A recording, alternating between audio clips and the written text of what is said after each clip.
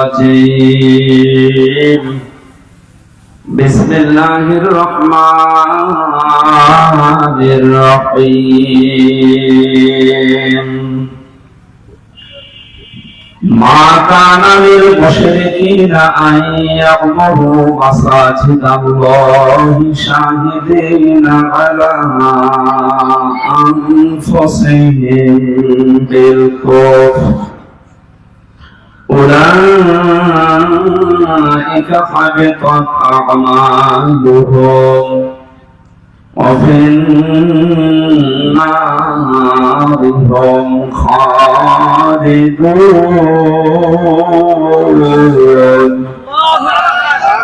إنما يعمر مساجد الله من آمن بالله واليوم الآخر وأقام الصلاة وآتى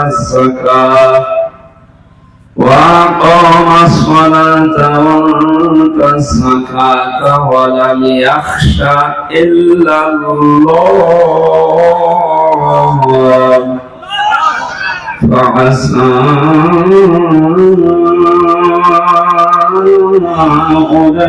أولئك أن يكونوا من المهتدين صدقت يا ربنا. عن أبي هريرة رضي الله تعالى عنه قال قال النبي صلى الله عليه وسلم من بنى لله مسجدا بنى الله له بيتا في الجنة إلى آخر الحديث رواه ابن ماجه. اللهم صل على محمد وآله وأصحابه وبارك وسلم. الحمد لله। নাটোর জেলার বড়াইগ্রাম থানার অন্তর্গত কোশমাইল সংগ্রামপুর আল্লাহ ঘর মসজিদ উদ্বোধন উপলক্ষে পৃথিবীর বিভিন্ন জিনিস উদ্বোধন হয়। সবচাইতে উত্তম এবং সুন্দর উদ্বোধন হচ্ছে আল্লাহর ঘর। কারণ কিয়ামত পর্যন্ত এখানে আল্লাহকে সেজদা দেওয়া হবে। যত মানুষ এখানে সেজদা দেবে, যারা এই আয়োজনের সাথে জড়িত, এই প্রতিষ্ঠানের সাথে যারা জড়িত, কিয়ামত পর্যন্ত কবরে বসে সওয়াব পেতেই থাকবে।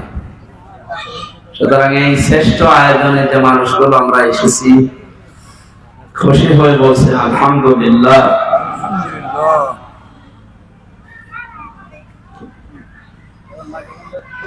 মঞ্চে বসা ওলামা ইকরাম, সামনে বসা মুসলমান ভাইরা, পর্দার আড়ালের সম্মানিত মা এবং বোনেরা, মসজিদ সবার জন্য, নারী হোক আর পুরুষ হোক, সবার জন্য আল্লাহর ঘর উন্মুক্ত।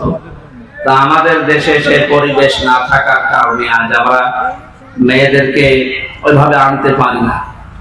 মেয়েদেরও ব্যবস্থা করা দরকার, বিশেষ করে ঈদের নামাজ, জমার নামাজ, আর যদি সুযোগ হয় 5 ওয়াক্ত নামাজ, তারাও যেন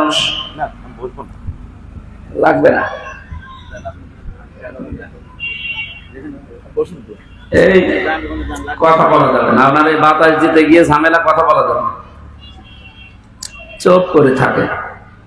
আপনারা জানেন এদেশে এখন কি চলছে, বিশেষ করে এই যে বন্যা বলা হচ্ছে, ফেনী, কুমিল্লা, নোয়াখালী, ব্রাহ্মণবাড়িয়া, চাঁদপুর, এই সমস্ত জেলাগুলোতে যে বন্যা হচ্ছে, না এটা রাজনৈতিক বন্যা, প্রাকৃতিক বন্যা না। এই জন্য বাপেরও বাপ থাকে। আজকের সংবাদ, ডক্টর মোহাম্মদ ইউনূস অন্তর্বর্তীকালীন সরকারের প্রধান উপদেষ্টা, ওনার সম্পর্ক আমেরিকা চীনের সাথে ভালো আছে আমরা জানি।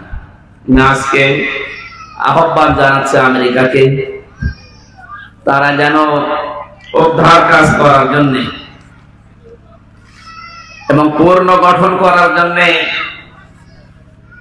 নেভির দায়িত্বে যারা আছে ওই দেশে এবং চীনে, এনাদেরকে যেন পাঠান পূর্ণ উদ্ধার এবং মানুষকে সংগঠিত করার জন্য, গঠন করার জন্য।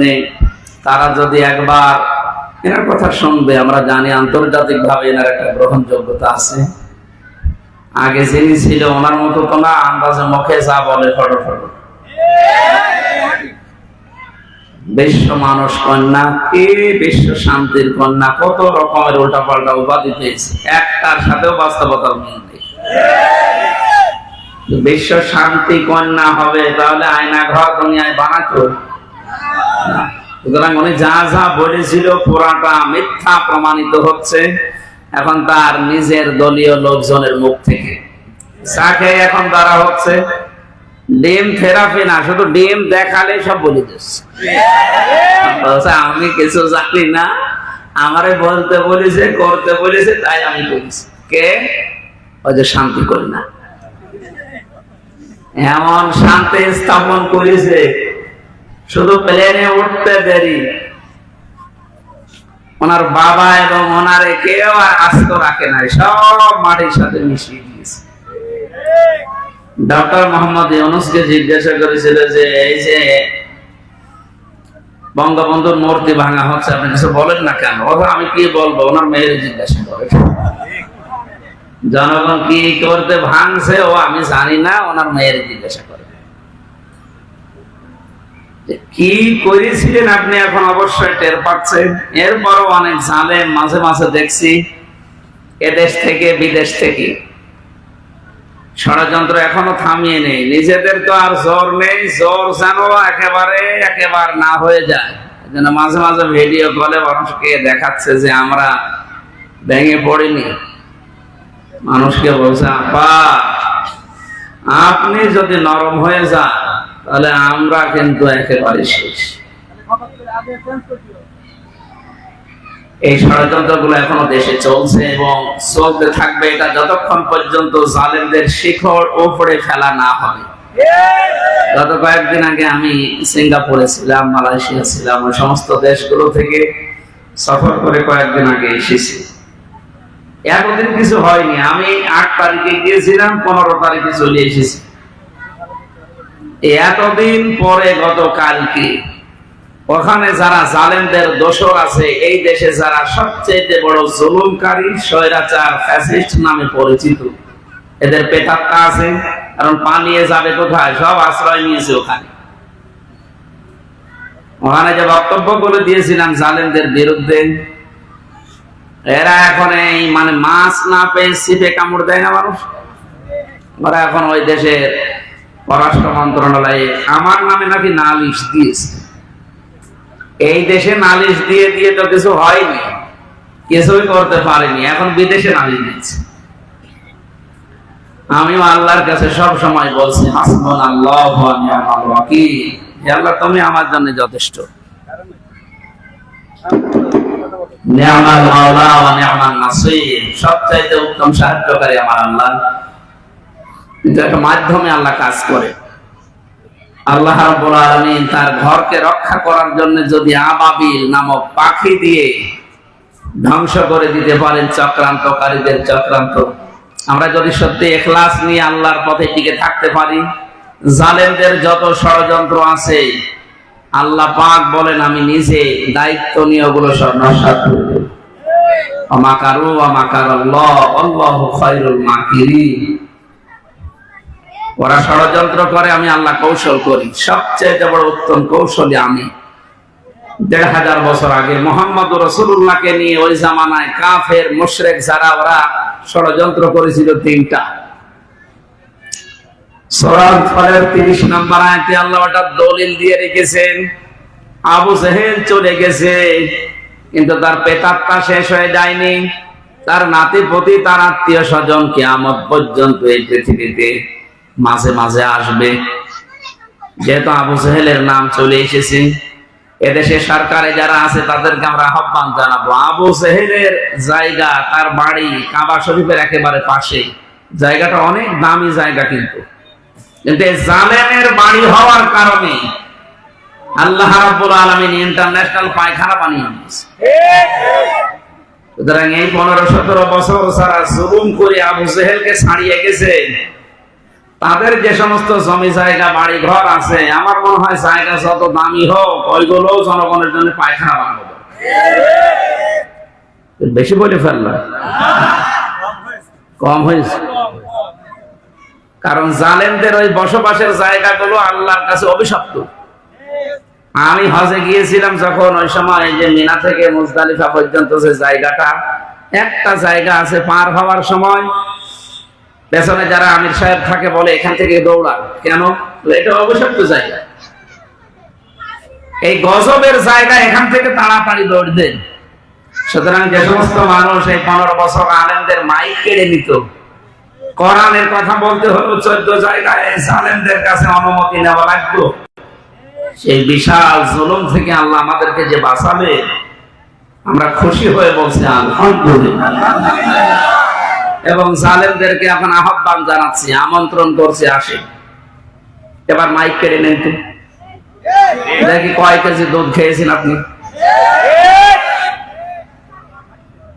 যারা জুলুম করে করে নিজেদের জীবনটাকে ধ্বংস করেছে, দুনিয়া এবং আখিরাত তাদের শেষ। কারণ জালেমদের আল্লাহ হেদায়েত দেয় না। হেদায়েত যদি কেউ না পায়, ওর দুনিয়া ঠিক আছে, আখিরাত তো শেষ। জালেমদের সাথে সবচাইতে ভয়ঙ্কর বিষয় হচ্ছে ওরা আল্লাহর মামলার আসামি। আপনি আমাকে 3 বছর জেলে রেখেছিলেন বিনা কারণে, মিথ্যা একটা মামলা দিয়ে, কিছুই জানি না, সন্ত্রাস বিরোধী মামলা, জঙ্গি মামলা, কি আন্দাজে উল্টা পাল্টা নাম দিয়ে আপনি আটকিয়ে রাখলেন। ও শয়তানও বিশ্বাস করে না, এমনকি যারা ধরে নিয়ে গেছে তারাও বলে না এ হয় না। কে কোথায় সংসদ আক্রমণ করার জন্য এই সিরাজগঞ্জের এক পাগল গেছে কাঁচি নিয়ে, ধান কাটা কাঁচি নিয়ে। তারে বলেছে কেন আসলে, বছর কয়েক হুজুরের ওয়াজ শুনে আমি উদ্বুদ্ধ হয়ে সংসার ভাঙতে এসেছি কাঁচি নিয়ে। আরে বেটা, কাঁচি নিয়ে সংসার ভাঙা যায়? এ বোম মেরে ওড়ানো যায় না? না, আমি হুজুরদের ওয়াজ শুনে উদ্বুদ্ধ হয়েছে। কে হুজুর? আমি হামজা। এই জন্য আমার ধরে 3 বছর জেল খাটিয়েছি। শয়তান যদি এটা শোনে, ও হাসবে না? এই কথা বলছে না? বিচারপতি পর্যন্ত এখন হাসে। আর সিঙ্গাপুরে এই শয়তান গুলো এখন আমার নামে নালিশ দিয়েছে এই মিথ্যা মামলার কথা বলে।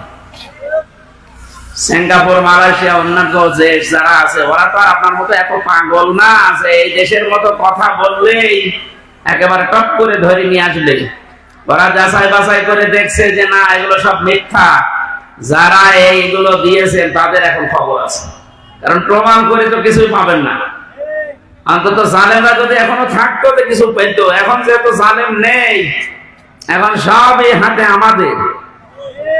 প্রমাণ করার মতো আপনার কিছুই নেই, সাক্ষীও পাবেন না। আমির জামাত ডাক্তার শফিকুর রহমান গতকাল পরশুদিন ঘোষণা দিয়েছে, আমরা কারো উপরে জুলুম করব না, কিন্তু যারা জুলুম করেছিল মিথ্যা মামলা দিয়ে, মিথ্যা সাক্ষী দিয়ে, মিথ্যা রায় দিয়ে, তাদের আমরা একটাও ছাড় দেব না। ঠিক ওইভাবে তাদের মামলা দেব।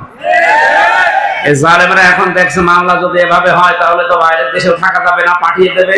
এখন মাছ না পেয়ে সিপে কামড় দিচ্ছে। সমাজ ভাইরা, আমাদের কোনো ভয় নেই, কারণ দুনিয়া শেষ হয়ে গেলে আমরা জান্নাতি, কারণ আমাদের ঈমান আছে। আর মুশরিক যারা, তাদের সব সময় এই ভয়টা, ওয়ালা তাজিদান্নাহুম আহরাসান নাস, ওয়ালা তাজিদান্না আশাদ্দান নাস আহরাসাল হায়াতের দুনিয়া, এরকম একটা আয়াত কোরআনে কারিমে সূরা বাকারায় আছে।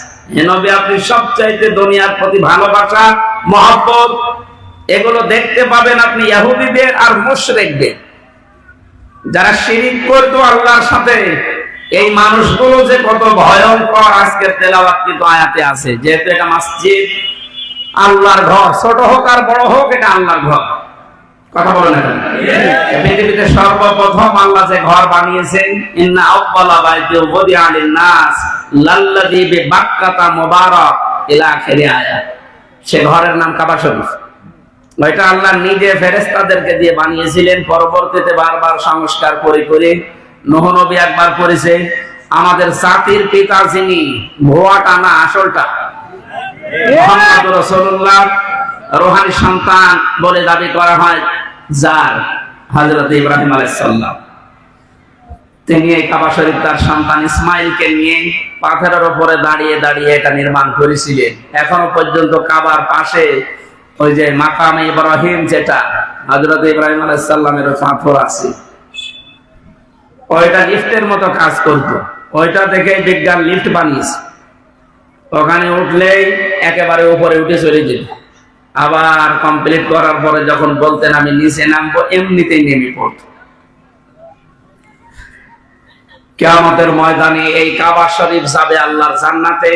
দুনিয়ায় যত জায়গায় মসজিদ আছে আর যত মানুষ সেজদা দিয়েছে, এই সেজদাকারী বান্দা বান্দি গুলো এই মসজিদে যখন প্রবেশ করবে, তখন ওইটার সাথে এই ইঞ্জিনের মতো লেগে যাবে। সুতরাং এই সংগ্রামপুর, এই জামে মসজিদ, কোশমাইল, বাইতুল মামুর জামে মসজিদ, যেটা ফেরেশতারা নামাজ আদায় করে, সেই রকম নাম দিয়ে যারা বানিয়েছেন, এই ঘর যত ছোট হোক কিন্তু ঘরটা আল্লাহ। কার ঘর? এটা রক্ষণাবেক্ষণ করা কাদের দায়িত্ব এবং কারা এর সাথে সম্পৃক্ত হতে পারবে না আল্লাহ কোরআনে দিয়েছে। আমি খুশি হয়েছে যে এই মসজিদের প্রথম থেকে এখনো পর্যন্ত সভাপতির দায়িত্বে আছে একজন আলেম। আলেম না উনি? কোরআনে কারীম জানাচ্ছে, মা কামালিল মুশরিকিনা আইয়ানুরু মাসাজিদাল্লাহি শাহিদিনা আলা আনফুসিহিম বিল কুফর। আল্লাহ পাক বলেন, যারা মুশরিক তাদের জন্য অধিকার নেই, অনুমতি নেই, তাদের কোনো হক নেই যে তারা আল্লাহর ঘর রক্ষণাবেক্ষণ করবে, এর দায়িত্বে থাকবে। এই আয়াত থেকে আমি ফতোয়া দিতে চাই, এই দেশে যারা নামধারী মুসলমানের নাম নিয়ে যারা শিরিক করছেন, মুশরিক, আল্লাহর চাইতে যাদের কাছে বাবা বড়, এরা মুশরিক। এটা আমি বানালাম। আল্লাযীনা আমানু ওয়া তাতমাইন্নু কুলুবুহুম বিযিকরিল্লাহ, আলা বিযিকরিল্লাহি তাতমাইন্নুল কুলুব। আল্লাহ বলেন, ঈমান যাদের আছে তাদের কাছে আল্লাহর নাম উচ্চারণ হলে এদের কলব ঠান্ডা হয়ে যায়। অথচ আমরা বাস্তবতা পুরো উল্টা দেখেছি। আল্লাহর কথা বললে, আল্লাহর আইনের কথা বললে অনেকের রাগ হতো, আর বাবার কথা বললে খুশি হতো। তাহলে ওরা মুশরিক না? ওদের অন্তরে আল্লাহর জিকিরে শান্তি আসে না, বাবার জিকিরে শান্তি আসে। সুতরাং আপনি টাটকা একজন মুশরিক। এমনকি যে দরবেশ বাবা দাড়ি কে